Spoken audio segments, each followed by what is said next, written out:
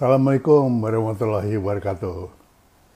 Sesuai janji yang saya tulis di poster, malam ini saya live dengan Pak Brisman. Ya, mudah-mudahan beliau siap. Karena bilang katanya 19.30. Jadi ini beberapa teman udah masuk, antara lain Alan. Halo Alan, apa kabar? Beberapa teman sudah mulai masuk. Apakah ada yang dari luar kota? Dari mana aja sudah ngumpul? Kita ngobrol-ngobrol malam minggu daripada bengong ngobrol sama Pak Budi. Karena seharian tadi saya pergi, jadi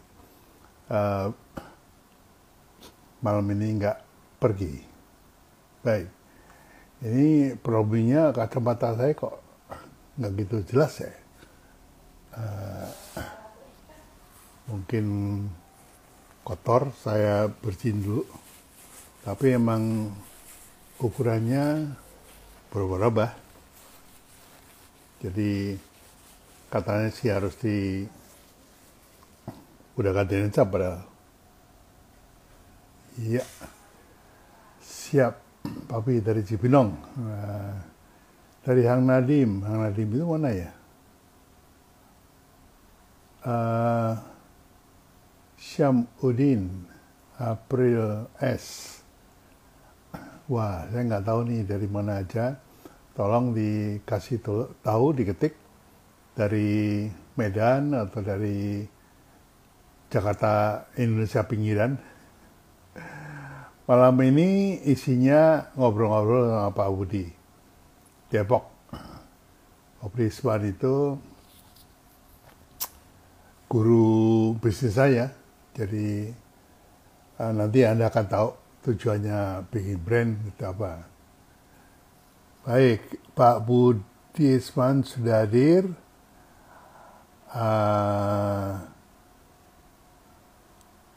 Go live. Mudah-mudahan nggak ada masalah, bisa live bareng.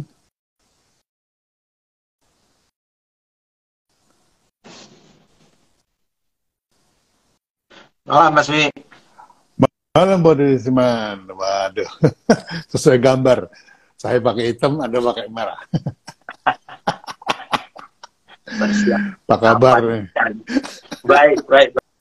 Baru sembuh, sama-sama baru sembuh kayaknya. Saya baru sembuh juga nih. Baru bisa aktif kembali mengunjungi teman-teman. Dan nggak perlu cerita penyakit ya, Pak Budi. Iya, enggak lah. Yang penting kan kita sehat.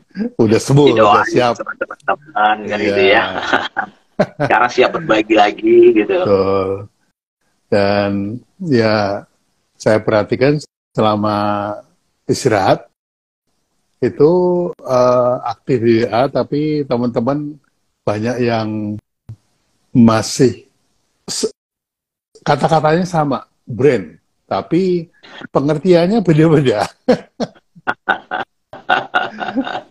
Ya, binatangnya sama, terus, iya masih namanya sama. Harus terus diedukasi, Mas. Iya itu, apalagi sosial media ya, berganti generasi, berganti juga orangnya, jadi pemahaman juga berganti-ganti. Ya, gimana Pak Udik? Gimana kawan yang udah sehat full ya? Iya, sudah mulai aktif sih sebetulnya. Saya sudah mulai jalan ke Surabaya, ke Jogja kemarin, walaupun tidak seketat sebelum sakit ya. Jadi ya kita usahakanlah jaga jarak dulu sementara ini. Mas Bi sehat ya? Ya, alhamdulillah recovery. Tadinya betul-betul harus bed rest, tapi sekarang udah mulai ya bisa aktivitas lah sedikit.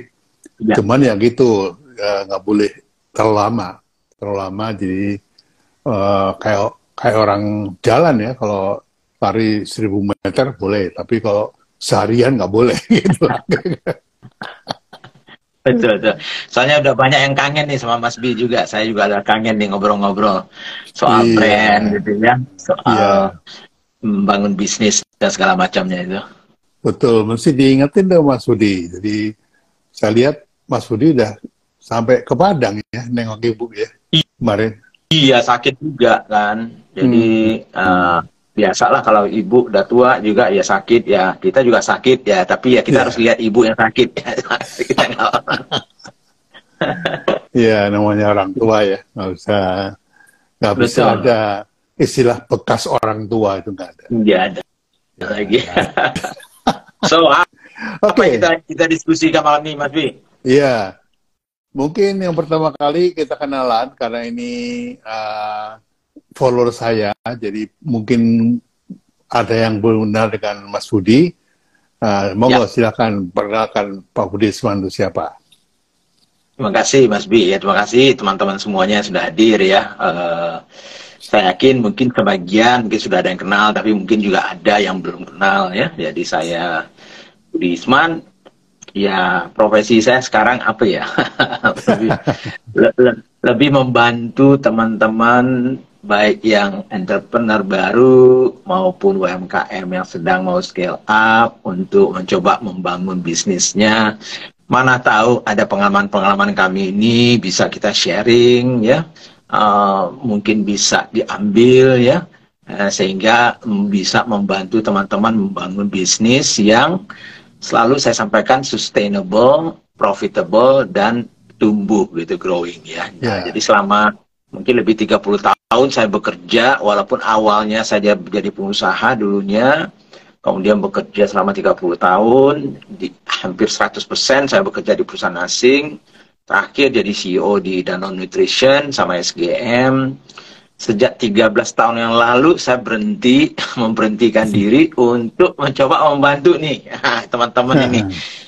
Ya karena kita lihat Mas Bi ya, mungkin ya sejak pertemuan kita di awal dulu ya, banyak teman-teman ini sebetulnya punya potensi yang bagus gitu ya.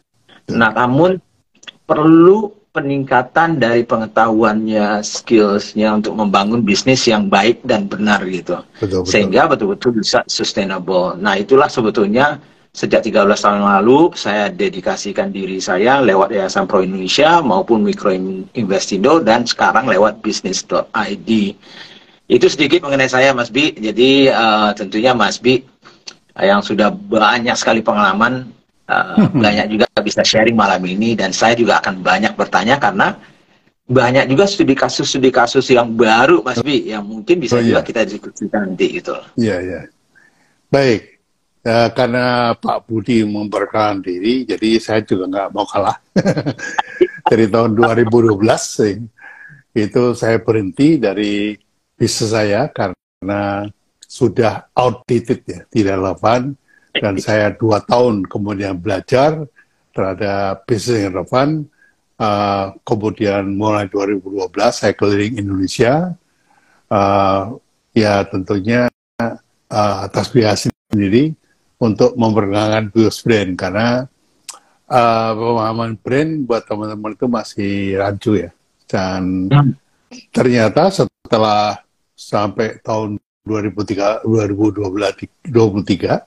itu ternyata masih ada yang rancu. Jadi perlu dimulai dari dasar dulu. Karena kalau pemikirannya itu sudah betul, maka ke depan itu sudah pasti betul. Gitu. Ya. Nah, contoh kasus yang banyak saya temuin di antara teman-teman, di antara follower adalah perbedaan mendasar antara dagang dan bisnis. Nah, ini mungkin Pak Budi bisa menjelaskan pengertian yang paling dasar dari bisnis itu ya. Silakan. Iya. Oke, terima kasih Mas Bi. Ya sebetulnya pada prinsipnya mungkin karena dulu mungkin zaman-zaman ya 2000 tahun yang lalu ya 3000 tahun yang lalu mungkin yang paling besar mungkin yang dikerjakan orang itu kan dagang ya, trading ya Mas Bi. Yeah. Nah jadi trading itu yang banyak dilakukan, sehingga sebetulnya secara prinsip tentunya trading itu juga termasuk bagian dari bisnis. Namun sekarang banyak orang mencoba membedakan trading atau dagang itu dengan bisnis karena mereka merasa bahwa dagang itu mungkin tidak memberikan nilai tambah yang banyak gitu ya dibandingkan kalau para entrepreneurs ya yang memberikan added value ya kepada sebuah bisnis, apakah itu sebuah produk atau jasa, sehingga banyak sekali membantu di luar itu. Kalau dagang itu kan kita membeli sesuatu yang baru, tidak ada kita rubah apa-apa, lalu kita jual ke orang kan ya. Jadi kalau secara umum tentunya itu adalah sebuah bisnis juga sih kalau menurut pendapat saya. Namun sekarang ini banyak orang membedakan kalau dagang itu saja belum betul-betul memberikan nilai tambahnya, sehingga entrepreneurial spiritnya itu kan sebetulnya memberikan nilai tambah ya, sehingga membuat konsumen kita itu bisa misalnya merasakan nilainya, atau mungkin mendapatkan solusi dari problemnya mereka, atau apapun yang mereka inginkan dari sebuah produk dan jasa. Gitu Mas Bi. Ya, saya juga menyederhanakan pemikiran dagang ini. Saya kasih tahu teman-teman bahwa dagang itu biasanya ya memang pada intinya yang namanya bisnis adalah menjual barang, terima duit. Itu yang paling utama itu. Nah, termasuk dagang adalah ketika mereknya mirip orang lain dan Anda menjualkan. Nah, itu dagang namanya. Karena tidak punya merek sendiri. Gitu. Nah, namanya mulai disebut bisnis ketika punya merek sendiri pada produknya dan dijual oleh dia maupun dibantu orang lain. Nah, ini yang namanya bisnis. Itu lebih complicated ya. Kalau saya lihat kanvasnya Mas Budi kan ada 12 langkah. Betul. Betul. Dan itu baru dasar ya. Baru dasar. Itu basic banget itu. Iya. Jadi itu yang pertama. Jadi perbedaan antara dagang dengan bisnis gitu. Nah, sekarang tujuan daripada, udah tahu ya, dagang dan bisnis. Tujuan dari bisnis, apakah ada waktunya, misalnya 5 tahun dijual, atau 10 tahun dijual, atau seumur hidup dia kerjakan terus gitu. Nah, itu menurut Pak Budi yang ideal gimana? Ya, sebetulnya kan kalau kita lihat ya, banyak teman-teman yang kita bantu ya Mas B ya. Mungkin belum memahami betul sebetulnya apa sih yang mereka inginkan dari bisnis itu. Karena tujuan mereka berbisnis itu mungkin saja karena nggak ada pekerjaan yang lain, karena nganggur mungkin ya. Daripada nganggur, ya udahlah saya mulai dagang kecil-kecilan, kemudian mungkin saya akan membuat sebuah produk dan segala macamnya gitu ya. Jadi tujuannya itu akan menentukan juga bagaimana mereka menyikapi membangun bisnis itu untuk jangka pendek, jangka menengah, atau panjang. Pada prinsipnya kalau saya sih, kalau membangun bisnis itu kan toh waktu kita juga sama, tenaga kita juga sama. Jadi kenapa nggak mimpi sekaligus jangka panjang? Karena umumnya kalau iya kan Mas Bi ya, sama aja mau mikir bulan depan, toh kita ngerjain hal yang sama juga. Jadi mending berpikir lebih panjang. Dan biasanya kalau di dalam secara legalitas tentunya PT itu juga ada tentunya umurnya, tapi biasanya sekitar 75 tahun, ada yang bisa diperpanjang, kemudian bisa ratusan tahun. Tapi kita lihatlah produk-produk atau bisnis-bisnis di luar itu yang sudah ratusan tahun ya Mas Bi, tetap eksis toh mereka. Jadi kalau kita cerita soal teman-teman ini mau bisnisnya itu bisa ke jangka panjang, ya bisa, tergantung niat kita itu apa. Cuman yang perlu dipikirkan oleh teman-teman itu adalah membangun bisnis jangka pendek dan jangka panjang itu akan sangat berbeda cara menanganinya. Nah, itu yang penting Mas. Ya, jadi kalau saya ke follower saya jelaskan bahwa tujuan bisnis itu bukan mendapatkan uang, bukan mendapatkan keuntungan. Tujuan kita berbisnis ya, kalau dagang bisa dapat keuntungan, bisa dapat duit gitu, cuan. Tapi yang namanya bisnis itu tujuannya dijual. Jadi dijual kembali. Apakah dalam bentuk menjual saham, ataukah menjual perusahaan semuanya. Gitu. Nah itu ada jangka waktunya. Kalau dirasa 10 tahun produk saya tidak relevan, ya jual aja. Biar orang lain yang nanggung hebatnya. Tapi kalau 10 tahun masih relevan dan mau diperbesar, ya dijual saja sahamnya supaya mendapat kekuatan baru. Jadi intinya ya dijual. Nah, ini banyak yang kurang paham nih Mas. Jadi Iya, ada yang ya sebetulnya sama kayak rumah ya Mas Bi ya. Kalau kita misalnya mau membangun sebuah bisnis itu, tentunya dengan kalau kita berpikir panjang, tentunya kita membangun fondasi dari bisnis itu berpikir panjang. Jadi sama kayak membangun rumah, kalau mau bangun kuat, tentunya fondasinya harus kuat gitu. Dengan harapan ini kan tadi, kalau satu saat kita sudah bosan, kalau satu saat kita sudah tidak ingin lagi bekerja, maka rumah itu sebetulnya bisa kita jual. Tapi rumah itu sudah rumah yang bagus, rumah yang fondasinya kuat, sehingga kalau nantinya pun misalnya kita mau keluar, atau kita mau jual nantinya, itu tentunya nilainya sudah lebih baik dan lebih tinggi. Kan itu ya.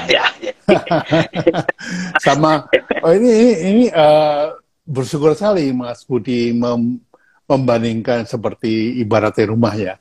Betul. Nah, rumah itu ada tanah, ada bangunan. Ya. Betul. Nah, ketika tanah itu dibangun di atasnya sebuah bangunan, kemudian didiamkan saja, maka lama-lama dia akan naik harganya. Yang kita sebut sebagai aset ya.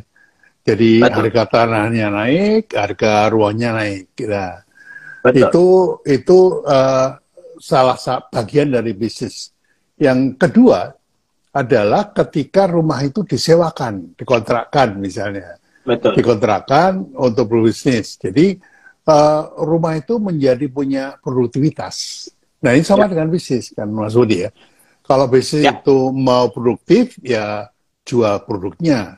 Tapi ada rumah yang harus meningkat nilainya dan dan itu yang sering orang bilang sebagai brand. Karena itu brandnya lama-lama naik nilainya. Sekarang terbukti Kopiko itu waktu saya bikin mereknya tahun 86 itu saya cuma 75.000. Tapi sekarang saya buat 75.000 untuk membeli Kopiko lagi, udah nggak dikasih. Karena nilainya sudah naik sebagai aset ya. Nah, jadi saya selalu bilang sama teman-teman bahwa kalau nanti menjual atau mengundang investor, maka berpikirlah dua. Yang dijual bisnisnya, atau diinvest bisnisnya, atau rumahnya itu harus punya harga yang naik gitu. Yang disebut dengan business valuation dan brand valuation. Betul. Gitu Mas Bi. Ya, saya ada mungkin studi kasus ya sejak tahun inilah misalnya ya, dan itu kan sebetulnya sudah sering kita lihat ya. Keluhan-keluhan teman-teman ini kan banyak sekali ya, misalnya ya tadi itu dia membangun sebuah bisnis katakanlah ya, sesuatu yang baru katakanlah ya. Jadi karena sesuatu yang baru, pertama mungkin saingannya belum banyak gitu, atau mungkin tidak ada pada saat itu. Nah, mungkin dia jago lah memviralkan ya, jago menggunakan sosial media dan segala macam, sehingga di awal-awal kan bisnisnya itu kan sangat bagus gitu ya. Jualannya bagus dan segala macam. Tapi setelah setahun ya, jalan itu dia terus berkembang 2 tahun. Nah, ternyata setelah setahun 2 tahun itu, nah apalagi teman-teman yang punya bisnis yang buka-buka cabang nih. Nah, ini banyak sekali yang kita coba support ya Mas. Iya kan? Buka-buka cabang yang dibuka baru jalan, tetapi yang ditinggalkan nggak jalan ya. Nah, karena apa tadi itu? Mungkin kan kalau kita secara awam ya Mas Bi, kalau sesuatu yang baru itu mungkin orang mau mencoba ya, trial ya. Tapi begitu setelah dia mencoba, kalau pelajarannya Mas Bi itu apa namanya itu ya, first bite itu menentukan banget gitu ya, apa namanya itu. Saya ingat banget itu pelajaran Mas Bi. Iya.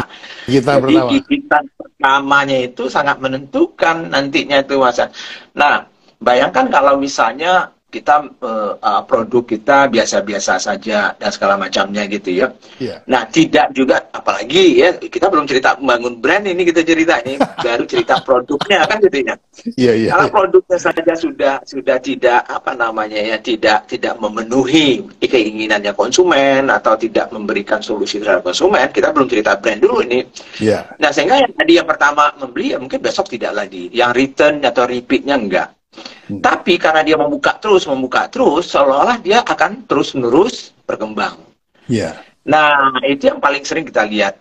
Nah, di sini yang paling sering kita dan saya juga menyampaikan ke teman-teman, walaupun kita masih kecil, sebetulnya ujung-ujungnya, kalau kita punya produk yang minimum bisa memenuhi tentunya konsumen itu, tapi kita bangun value dan brandnya itu, ujung-ujungnya itulah yang nantinya sebetulnya yang akan membuat orang bertahan ya dan terus-menerus sebetulnya mau membeli produk kita karena dia tidak lagi membeli produknya itu tetapi membeli sebetulnya brandnya itu. Nah, ini itu yang selalu kita cintai. Nah, itu banyak sekali Mas Bi. Nah, saya pengen nanya ke Mas Bi kan gitu. Pertanyaan yang paling sering disampaikan oleh teman-teman ini kan, ya kembali lagi kayak dulu, ya kan saya ini masih kecil Pak Budi, ya kan saya mikirin produknya aja kan gitu. Nah, jadi nggak bisa saya mikirin bangun brand. Pertama saya nggak ngerti brand itu apa, mungkin saya nggak ngerti juga cara membangunnya. Nah, tetapi juga selalu mengatakan karena kecil alasannya saya nggak punya duit juga untuk membangunnya. Nah, gimana menurut tanggapan Mas Bi? Iya, Mas Budi. Saya coba ilustrasi yang lebih kecil lagi, yang lebih mudah dicerna, yaitu pada suatu jalan yang sepi, terus saya buka sate gitu ya, sate kambing, sate pokoknya bakar-bakaran. Nah, karena baunya itu sebagai promosi, itu mendatangkan orang pembeli. Jadi orang datang untuk beli karena baunya, karena ada promosinya. Bukan suara tapi bau ya. Nah, lama-lama orang jadi banyak yang pengen beli sate saya, gitu. Tapi Pak Bi, ternyata karena saya laku itu sebelah rumah, depan rumah itu pada bikin yang sama gitu. Jadi akhirnya produk satenya Pak Bi menjadi generik, menjadi umum. Rasanya sama, first bite-nya sama, semuanya sama. Nah, mulailah pembeli saya berkurang. Nah, ini gimana Pak Bi caranya untuk mendatangkan pembeli sama saya? Oh, itu udah. Dan tetangga Mas Bi. Iya. Dan tetangga menjual lebih murah dari kita setelah itu kan gitu. itu belum pakai ngomong harga. Ngomongin produknya aja. Nah, saya bilang di jalan itu ada 10 tukang sate ya, gitu ya. Yang paling untung adalah yang paling ujung karena pas di lampu merah pengemudinya berhenti, dia bawa sate itu sebagai promosi. Nah, akhirnya makin berkurang. Sate saya kebetulan di nomor 5 atau 6 jadi sepi, gitu. Caranya gimana supaya orang itu milih toko saya? Nah, saya jawab, buatlah perbedaan, gitu. Supaya sate kamu beda dengan teman-teman kamu. Gitu. Nah, perbedaan ini kalau fisik itu jangan lupa akan menambah cost, menggurus profit. Jadi profitnya akan berkurang. Itu kalau tambahnya fisik. Oleh karena itu saya sarankan tambahnya non fisik. Nah, masuklah kita ke bagian brand. Nah, yang paling simpel brand itu adalah sebuah nama yang diingat oleh orang. Begitu ingat namanya, ingat sama brandnya, gitu. Nah, begitu ingat sama namanya, ingat sama perbedaannya, gitu. Nah, saya punya rumus yang simpel sekali. Jadi brand adalah sebuah nama plus maknanya, gitu. Ingat namanya, ingat maknanya. Seperti Mas Budi bikin dengan susu SKM, Ya. Itu begitu dengar SCM, itu ada Ya. ingat kepada maknanya basic need. Nah, di situ. Ya. Betul. Jadi itu yang orang bilang brain positioning gitu. Karena Betul. ya taunya begitu. Tapi nggak tahu Betul. bahwa positioning itu dibangun dari manfaatnya. Betul.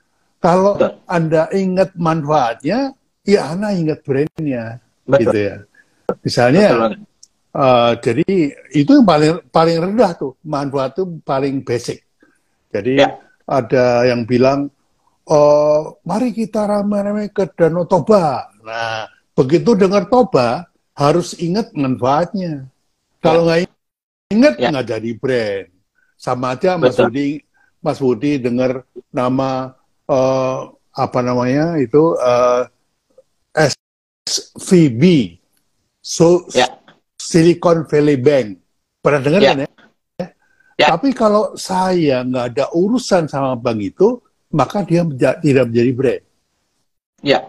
Tidak ada manfaatnya buat saya. Nah, ya. Tapi kalau saya tahu namanya dan saya tahu manfaatnya, maka dia jadi brand. Nah, ini teman-teman yang suka lupa ya, bahwa misalnya ada itu perkapalan namanya Maersk apa ya? MARSK itu ya. Itu sebuah merek. Ya. Dia tidak menjadi brand buat saya karena saya nggak tahu manfaatnya apa kenal dia. Gitu. Ya. Nah, sama aja dengan calon caleg atau calon bupati atau calon presiden gitu ya.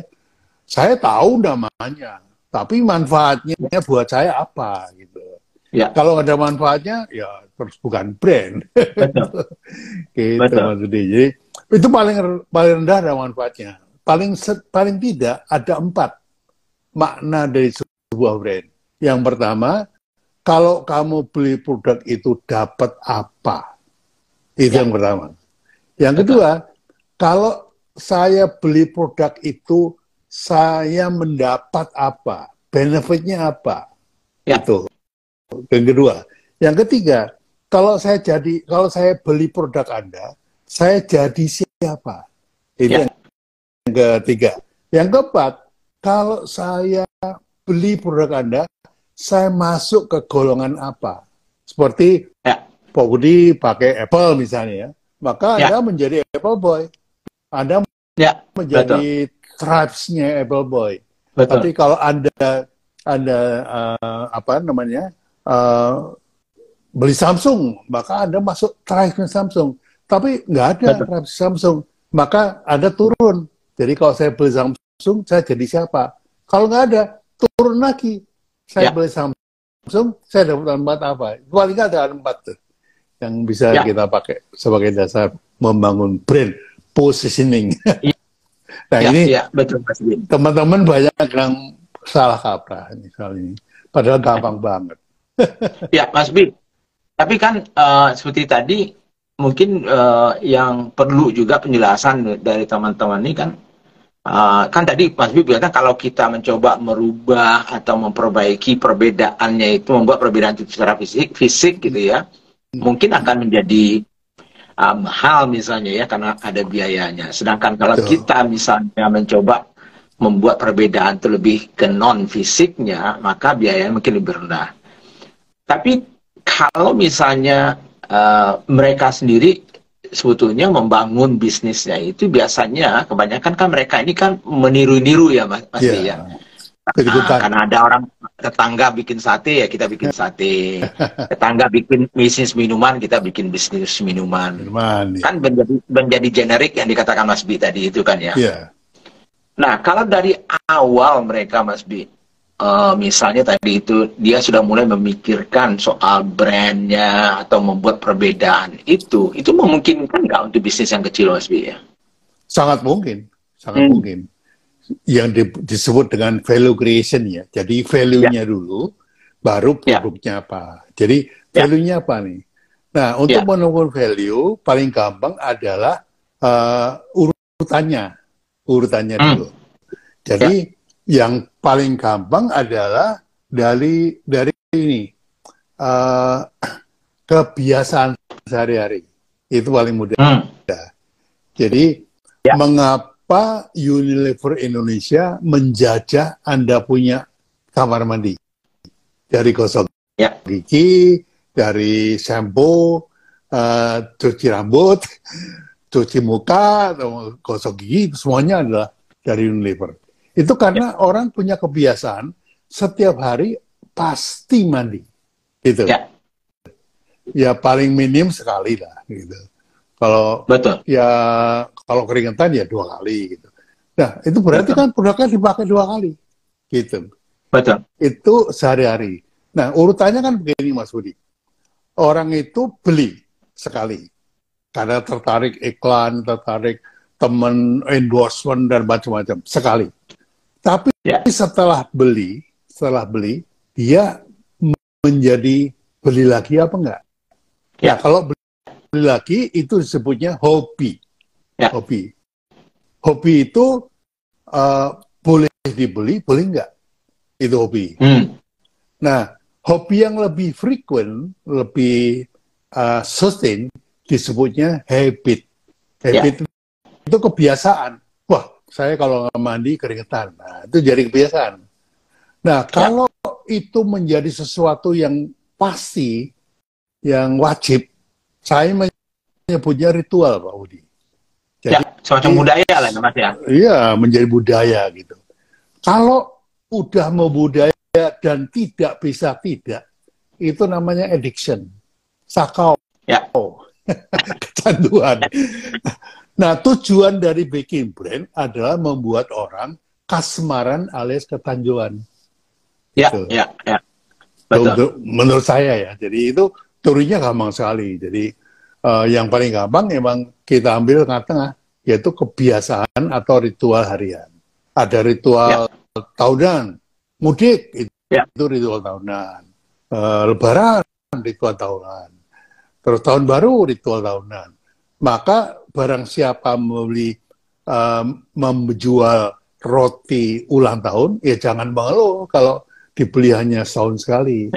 Gitu, Betul. Ada lagi ritual bulanan. Setiap bulan beli. Ada lagi ritual mingguan. Jumatan itu cuma sekali, nggak bisa lagi. Saya mau Jumatan 2 kali seminggu, nggak bisa. Nah, yang paling menguntungkan adalah ritual harian. Karena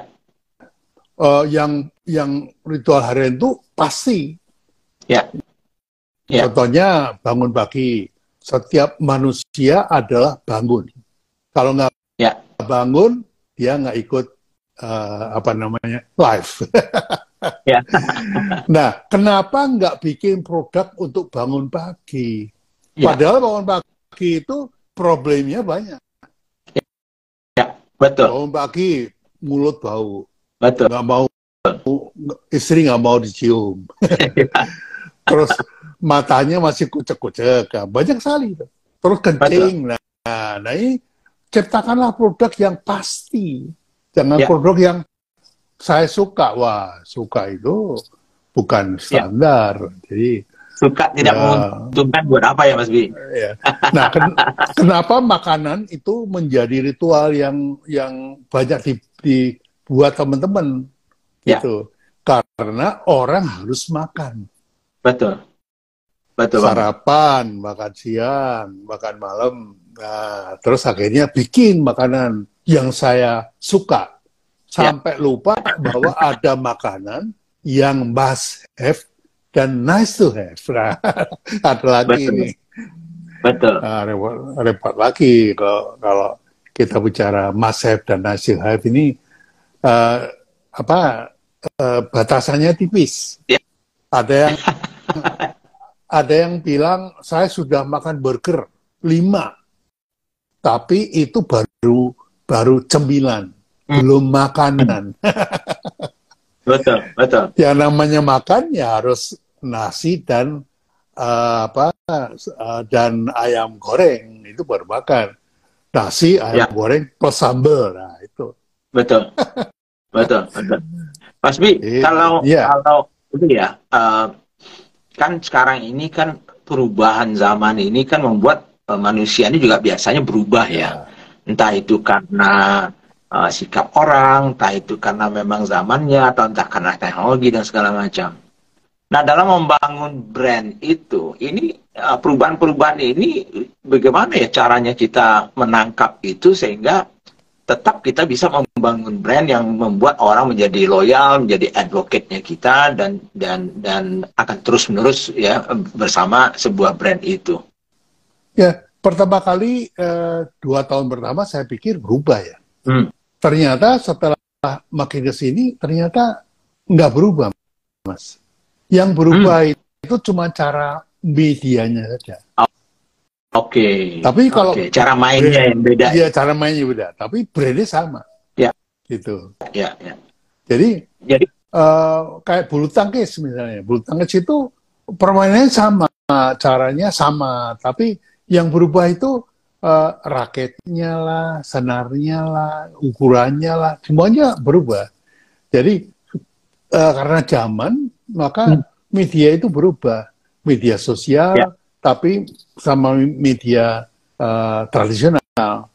Nah, media tradisional itu saya sebut media broadcast. Broadcast itu diputar sekali, orang lihat sekali, mendengar sekali, udah nggak diulang lagi. Oleh karena itu harus banyak. Maka itu disebutnya sebagai media broadcast. Nah, yang berubah ke sini adalah media neurocast. Dari tradisional ke sosial, itu yang membedakan cuman antara broadcast menjadi neurocast. Sekarang ini Mas Budi misalnya WA gitu atau pakai Instagram.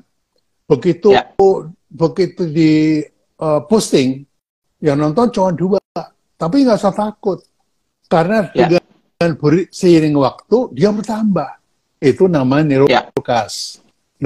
Nah, banyak teman-teman yang nggak sabar menunggu penambahan itu, sehingga maunya broadcast.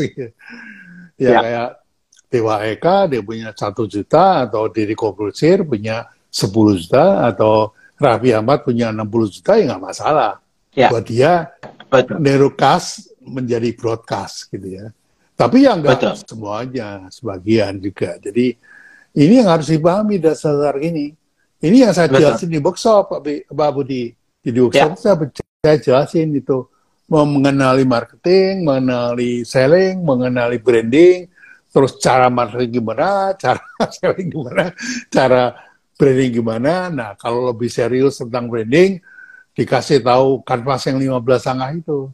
Nggak berubah, Budi. Dari dulu ya nggak berubah, ya begitu aja, sama aja.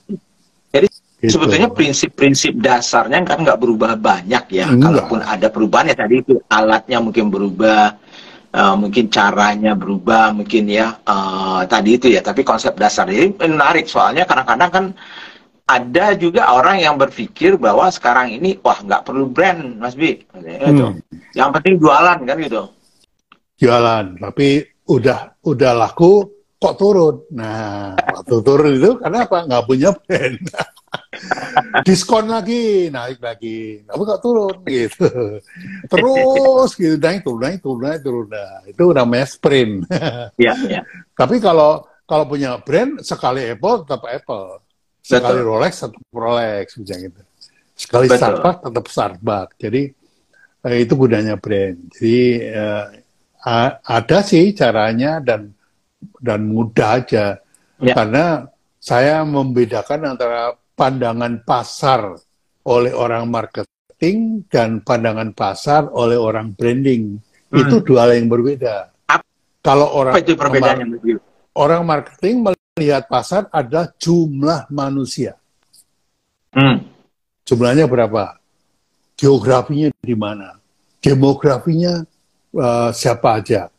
Tuh di total jumlahnya berapa? Potensi penjualannya berapa? Kan gitu. Itu marketing, berpikir pola marketing. Tapi kalau orang branding, itu nggak peduli jumlah manusianya. Yang dipedulikan adalah jumlah merek yang ada di kepala prospek kita.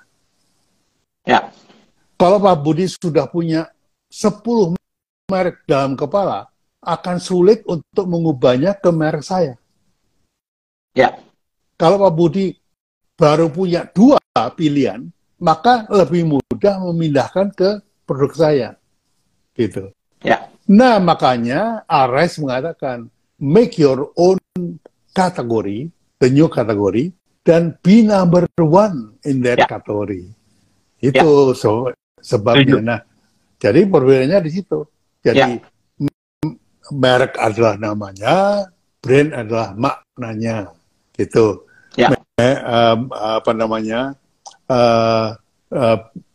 Brand adalah mengubah pikiran manusia, sementara marketing mengubah pasar.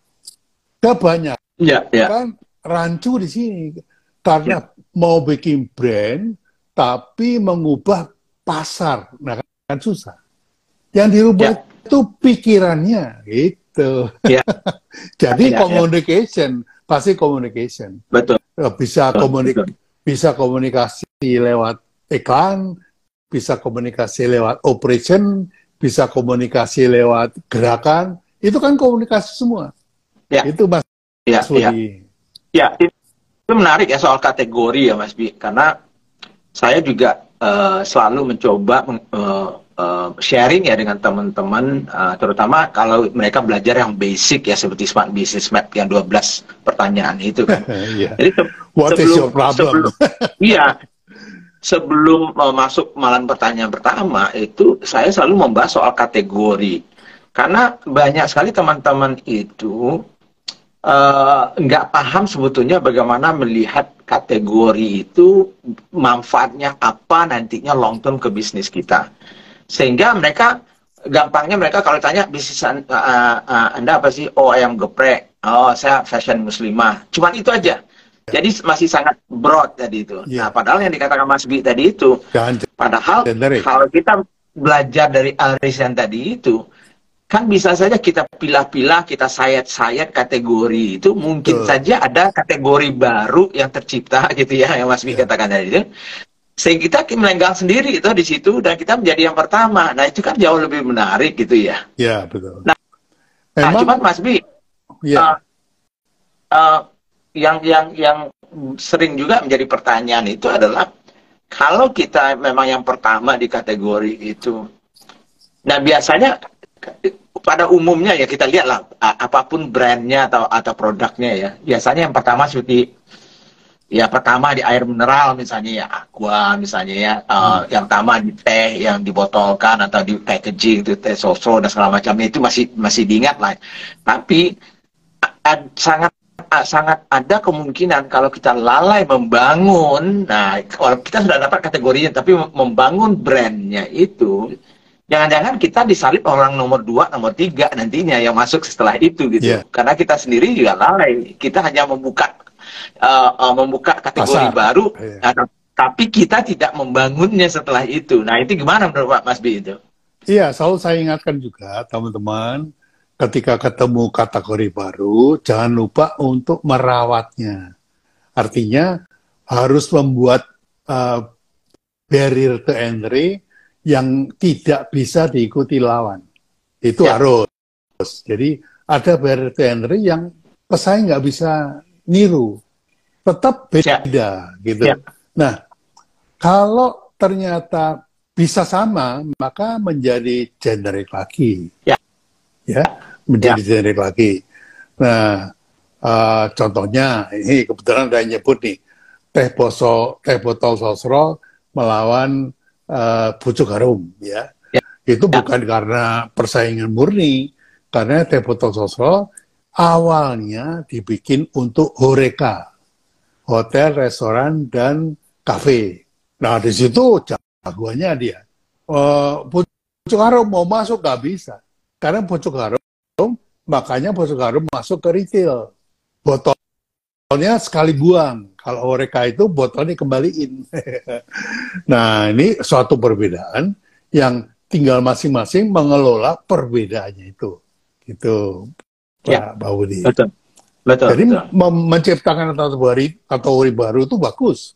Nah, menciptakan kategori baru dan kemudian menjadi nomor 1 di situ sendirian juga nggak bagus, Pak Budi. Karena kalau kalau teh botol sendirian, dia harus membangun seluruh industri itu sendirian. Tapi kalau ada pesaingnya Betul. yang kecil-kecil itu ikut membangun industri. Makanya disebut monopolistic competition. Ya. Sementara kalau yang sendirian, ya namanya monopoli.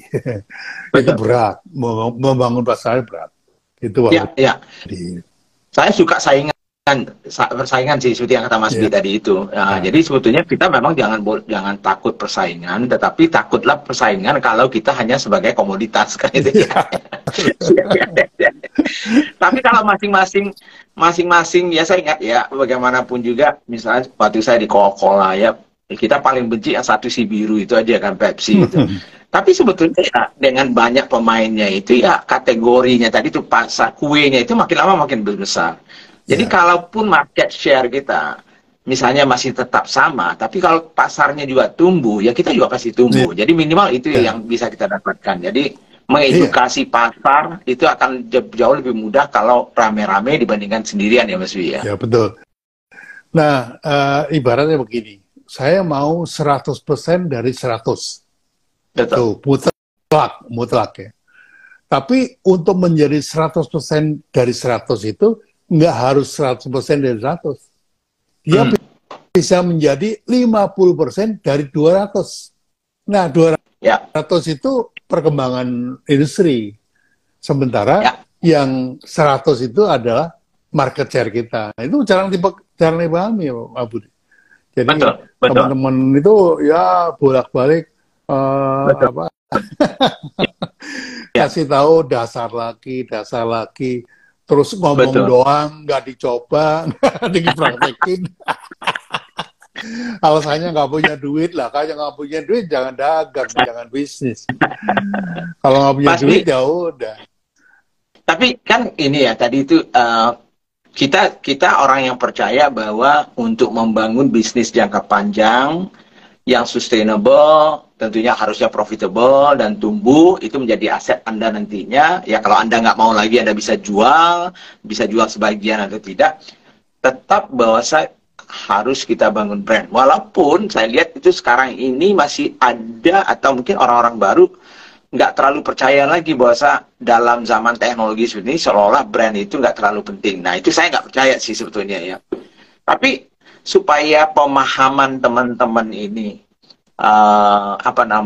bisa bagus gitu ya, dan mantap di dalam bisa bikin brand Mas B itu, belajarnya itu bisa kelihatan nggak itu tahapan-tahapannya itu ya?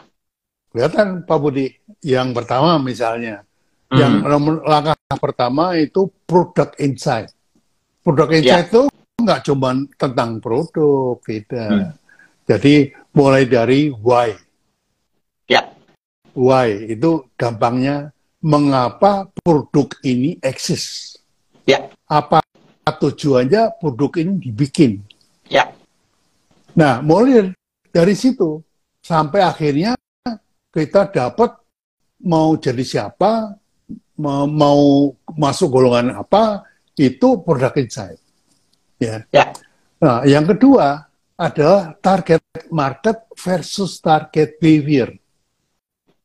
Gitu. Bagaimana mencari target market, banyak yang tahu lah, gampang itu. Tapi begitu masuk target behavior, setengah mati. Nah, yang paling gampang itu saya bilang menggunakan ritual tadi. Terus kemudian yang ketiga, adoption kategori. Apakah orang mau mengadopsi, apa kita melahirkan produk itu pada early adopter atau pada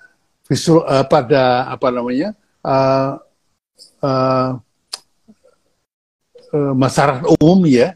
Jadi itu harus tahu, jangan-jangan kita masuk golongan laggards. Kita datang, padahal pasarnya sudah dikuasai oleh pesaing. 80%. Nah, kita tinggal sisanya nih 20%. Nah, bagaimana cara mainnya gitu. Banyak sekali Pak Budi, termasuk DNA. DNA itu penting banget. Kalau Anda generasi pertama, Anda menentukan DNA. Jadi DNA saya innovator misalnya. Ya. Nah, generasi kedua, karena melihat bapaknya, dia masih sama, masih memahami. Tapi generasi ketiga, ketika anak cucunya sudah belajarnya di Amerika, begitu pulang, beda lagi ininya. Makanya ada istilah, yang pertama menciptakan, generasi pertama. Generasi kedua membesarkan, generasi ketiga menghancurkan. Ini menarik soal DNA, Mas Bi. Karena saya ingat biasanya ya pengalaman kita ya, dan juga mungkin melihat bisnis-bisnis yang bertahan lama ya, ratusan tahun ya, puluhan tahun, yang punya brand juga sangat kuat biasanya ya. Biasanya itu mereka itu punya DNA yang tidak terlalu sering berubah. Justru malah DNA-nya itu tetap ada walaupun kadang-kadang bisnisnya berubah. Saya ingat waktu saya lihat wawancaranya bosnya IBM gitu ya, sebuah perusahaan teknologi kan sebetulnya. Kalau kita dengar kata IBM itu kan identik dengan komputer ya waktu itu ya. Yang ingat kita itu komputer-komputer hardware yang besar-besar itu dulu tuh, ingat banget. Kalau IBM tuh pasti pakai mainframe istilahnya dulu, zaman-zaman dulu kan gitu ya. Yang ingat. Tapi kan kemudian dia masuk ke PC, saya ingat banget itu. Dia merajai PC ya, personal computer, tapi akhirnya dengan berjalannya waktu ya mereka akhirnya menjual, misalnya justru malahan hardware-nya tidak main lagi di situ. PC-nya dia jual ke Lenovo yang apa? Yang sekarang Lenovo itu kan sebetulnya IBM PC itu kan sebetulnya ya. Nah, akhirnya mereka switching, sebetulnya bisnisnya mereka sekarang apa sih sebetulnya? Lebih banyak ke jasa analytical, jasa bisnis apa namanya analytics, IT, teknologi yang softwarenya lebih banyak seperti itu, walaupun ada sedikit hardwarenya. Jadi waktu ditanya apakah itu DNA-nya berubah, dia bilang enggak. Walton siapa namanya itu yang pendirinya IBM itu mengatakan DNA-nya tetap sama. DNA-nya pasti brain katanya. Dari dulu brain katanya. Jadi walaupun bisnisnya totally berubah, tapi DNA-nya itu ternyata tetap sama. Nah ini yang menarik. Tapi mencari DNA yang tepat itu kan nggak gampang juga, Mas Bi. Kalau pada orang ya DNA-nya ya orang tuanya gitu. Tapi kalau pada bisnis, DNA-nya itu cita-cita founder. Yaitu cita-citanya apa? Mau mendirikan perusahaan apa? Itu menjadi DNA-nya. Why gitu. Why this company dibuat? Itu menjadi DNA. Nah, itu contohnya kayak Indomie. Indomie itu dibuat karena rasa-rasa Indonesia, makanya disebut Indomie gitu. Jadi kalau kemudian dirubah rasanya menjadi spaghetti atau ramen, maka dia yang membuat itu tidak paham DNA gitu. Harus belajar dulu. Nah itu kadang-kadang banyak juga orang yang seperti itu kan Mas Bi ya, karena mereka nggak memahami sejarahnya, nggak mendalami DNA-nya, tiba-tiba dia masuk ke sebuah perusahaan, wah dia bikin produk baru nih misalnya, aktivitas. Kayak kemana-mana larinya itu, udah nggak nyambung lagi. Ketika SKM pertama kali Mas Budi pegang kan, itu orang merasa kreatif, dia tambah-tambah kan. Dia lupa DNA-nya di SKM itu adalah untuk basic nutrition, jadi jangan ditambah gitu. Begitu Mas Budi balikin lagi, udah amat besar kan gitu. Iya itu bagus sekali itu. Ya benar sekali Mas Bi ya, karena waktu itu kaget aja kan waktu saya masuk ke situ, kok seolah udah lari dari cita-citanya kan gitu ya. Lalu saya bongkar lagi tuh waktu itu sejarahnya tahun 57 itu ngapain sih? Oh ternyata pemerintah Indonesia waktu itu miskin gitu ya, banyak orang yang tidak punya gizi, ya, nutrisinya kurang, tidak punya kemampuan, sehingga dibuatlah produk itu, kan gitu ya. Ya, Jadi sebetulnya gampang banget ya, kalau kita lihat story-nya itu kan sebetulnya adalah bagian dari DNA-nya. Makanya membangun generasi anak bangsa itulah sebetulnya DNA-nya itu, karena itulah tujuan awalnya mereka. Nah sekarang lari-lari kemana-mana kan repot. Nah kalau dikembalikan ternyata bisa balik lagi, Mas Bi. Iya, itu karena itu apa namanya ATM. Jadi amati, tiru, modifikasi itu menjadi DNA. Enggak, Betul. itu cuman variasi aja. Jadi kalau dia Betul. ngamatin, itu pasti yang namanya Indomie, rasa takoyaki segala macam itu pasti datangnya dari ATM, pasti ATM.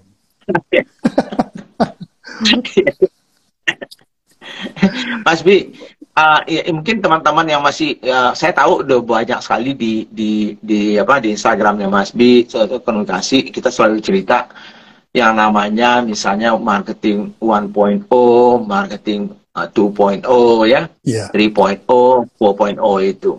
Mungkin sedikit saja membedakan apa sih Mas Bi yang 1, 2, 3 itu, dan itu kira-kira di dalam workshopnya Mas Bi itu akan masuk ke situ juga nggak dalam mengembangkan sebuah brand itu nantinya gitu? Itu justru hari pertama, Pak Budi. Jadi bagaimanapun juga yang mengelit dari sebuah bisnis adalah marketing. Itu leadernya yang memimpin. Nah, marketing 1.0 itu orientasinya produk, pada produk. Marketing 2.0 orientasinya pada konsumen, kebiasaan konsumen tadi. Nah, marketing 3.0 itu berorientasi kepada value creation. Jadi si konsumen ikut bikin produk. Nah, marketing 4.0 adalah engagement, kedekatan. Kalau saya dekat sama Pak Budi, ya saya beli Pak Budi dulu lah. Ngapain beli yang lain? Lebih mahal, nggak apa-apa. Yang penting bagi-bagi yang Pak Budi. Ya, itu marketing 4.0. Nah, sekarang udah sampai ke marketing 5.0. 5.0 itu melibatkan teknologi, aplikasi lah, apalah, segala macam ke dalam bisnisnya. Itu 5.0 itu baru mulai. Robotik, segala macam, AI, segala macam itu 5.0. Tapi itu belum mulai. Kalau misalnya kan ada juga mitos ya, teman-teman ini juga mengatakan gini, wah, kalau sekarang ini kan tribes itu kan penting ya, komunitas lah namanya ya, bagian dari itu. Jadi kalau saya bisa membangun tribes, ngapain saya harus membangun brand? Itu gimana itu jawabnya, Mas Bi? Ya, yang di endorse sama tribes kan brand juga. Gitu. Jadi manfaatnya bukan namanya. Orang datang McD bukan karena namanya, tapi karena manfaatnya. Nah, manfaatnya apa? Itu harus diketahui. Masih ingat Pak Budi, saya bikin dulu McDonald 1 menit yang pakai jam pasir itu. Nah, itu DNA-nya. DNA-nya itu sudah bergeser dari jualan burger, sudah bergeser dari jualan bangunan, tempat, sudah berubah menjadi jualan servis. Nah, itu nggak disadari oleh kita tuh. Makanya marketing pun bergeser. Gitu. Itu Pak Budi. Dan juga kan kalau misalnya tadi itu tribes atau komunitas itu kan pasti ada yang mengikatnya ya, Mas Bi ya. Iya, betul. Nah, biasanya itu makna dari brand itu atau siapa mereka menjadinya itu mungkin yang akan mengikat mereka ya, Mas Bi ya. Betul. Jadi ya experience. Itu ikatannya di experience. Kalau Anda belum pernah experience Coca-Cola, Anda nggak akan kembali ke Coca-Cola. Anda nggak mau disebut seperti Coca-Cola boy gitu, nggak mau. Gitu. Karena nggak ada experience. Belum merasakan manfaatnya. Betul. Ya mungkin kalau ada yang kayaknya tadi sudah banyak juga yang nanya, tapi mungkin kita sudah dalam diskusinya banyak juga yang kita sudah jawab kan Mas Bi. Memang Kapan Mas Bi ada apa workshopnya Mas Bi? hari Selasa, Rabu, Rabu ya. 16-17 Mei ya. 16 Ya, ya. 17 Mei itu bisa dilihat di link dari Bulling Subiakto. Jadi di situ ada penjelasannya. Atau dengan Ya. menghubungi Pak Kasim, admin kita. Pak Ya, Kasim ya, itu ya. di 08522 Oke. 3944 575 di situ. Ya, ya, ya, ya. 08522 3944 575. Itu biasanya Ya, ya. sih kalau ngobrol gini biar diulang-ulangi tetap nggak ketangkep. Betul, betul, betul. Nah, jadi kalau teman-teman yang mau ikut, ya monggo ya, karena saya juga ikut batch berapa dulu tuh ya, mungkin batch awal ya, kalau nggak salah masih di Fatmawati waktu itu. Loh, kalau ada waktu Pak Budi monggo silakan. Kebetulan saya pergi ke ini, ke Bandung. Oh, Bandung ya. Itu untuk refresh aja. Iya, Kapan-kapan kebetulan ada kerjaan nih. Saya pengen banget tuh kalau pas waktunya ada itu ya, karena kebetulan karena sakit kemarin, jadi pasar ditunda-tunda, akhirnya ya jadi kegeser semuanya. Pak Budi itu ikut batch ke-7. Sekarang sudah lebih dari 70. Wah, iya, ingat udah jauh itu, perkembangannya, udah. Ya, bicaranya belum ada 5.0 waktu itu marketing. Belum ada. Jadi berevolusi terus ya Mas Bi ya. Berevolusi terus ya, makanya teman-teman alumni banyak kan pada ngumpul-ngumpul, ngobrol-ngobrol gitu. Refresh, merenew juga. Jadi betul. Ya biasalah di rumah UKM. Ya, kalau bisa nantinya kalau ada kesempatan saya mungkin muncul-muncul di situ nantinya kan siap. Bisa lihat kembali, merefresh kembali apa yang saya pelajari dulu gitu ya. Dan mudah-mudahan juga sukses acaranya Mas Bi ya. Dan juga tentunya Mas Bi sehat selalu gitu, itu yang lebih penting bagi saya sih. Amin. Terima kasih. Supaya tetap ada safety net. Iya, betul. Saya juga coba jaga. Iya. Oke, Mas Bi. Jadi saya juga harus terima kasih banyak nih malam ini, luar biasa. Saya banyak sekali dapat ilmu. Dan teman-teman jangan lupa itu ada workshopnya Mas Bi ini minggu depan. Betul. Dan kita live lagi kapan-kapan ya, Pak Budi ya. Iya. Ya paling nggak. Jadi kita rutin aja Mas Bi. Ya paling nggak sebulan sekali lah, biar kangen. Betul. Kita cari topik-topik yang khusus ya. Dengan studi kasus yang khusus. Oh, yang belum follow Pak Budi, silakan follow Budi Isman Official. Nah, itu Anda akan dapat pencerahan banyak sekali. Nah, kalau sempat, bisa follow Subiakto. Terima kasih followernya Mas Bi ini ya. Oke Mas Bi, terima kasih banyak Mas Bi. Salam Mbak Dita semuanya. Waalaikumsalam. Assalamualaikum warahmatullahi wabarakatuh.